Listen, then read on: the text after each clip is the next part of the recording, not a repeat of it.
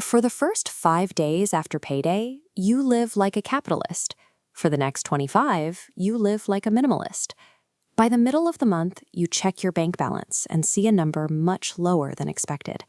You mentally retrace your steps, wondering if someone compromised your card or stole the cash.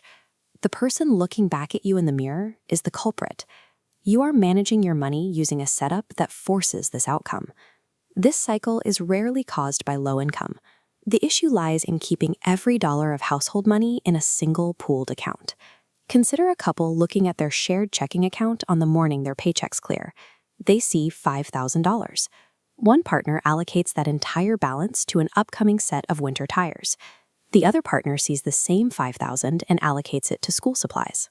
Because they are silently double spending the same pool of cash, they will inevitably run out of money and face a conflict later in the month.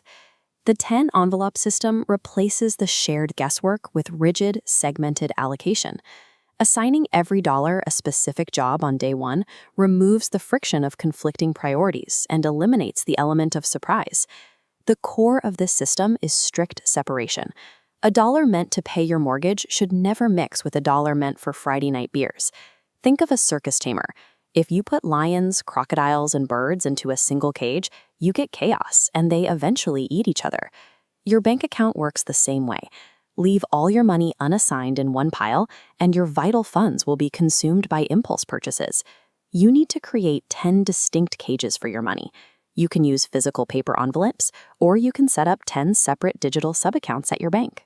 The architecture begins with 5 fundamental vaults: savings, food and hygiene, housing, transport, and your emergency fund. Next, you add the 5 lifestyle and irregular categories: miscellaneous, charity, vacation, car maintenance, and free time. Hard separation is required to protect your vital capital from casual, everyday consumption. Now we set the funding order. Most people plan to save whatever is left at the end of the month, which is the primary reason budgets fail. Household expenses naturally expand to fill the available balance. Wait until the end of the month to save, and there is nothing left to move. Envelope number 1, savings and investments, must be funded the moment the paycheck clears. Immediately after that, you fund your vital needs. Move the required amounts into housing, food, and transport. You must keep your transport envelope between 3 and 5% of your total monthly household income.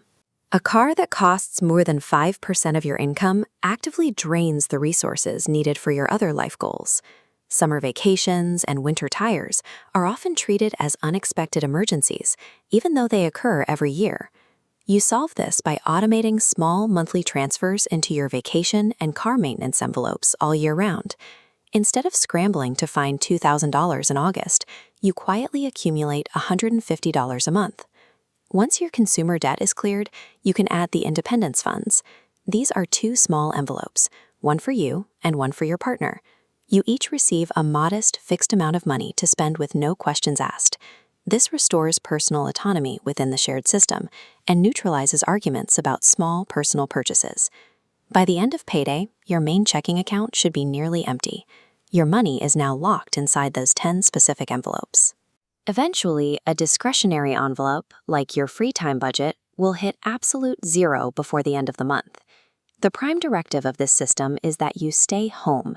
You do not steal from housing or savings to fund a night out. An empty envelope serves as a dashboard warning light, signaling that you've reached your limit while protecting the rest of your system. Spend 5 minutes this weekend with your partner. Calculate your combined income and lock it in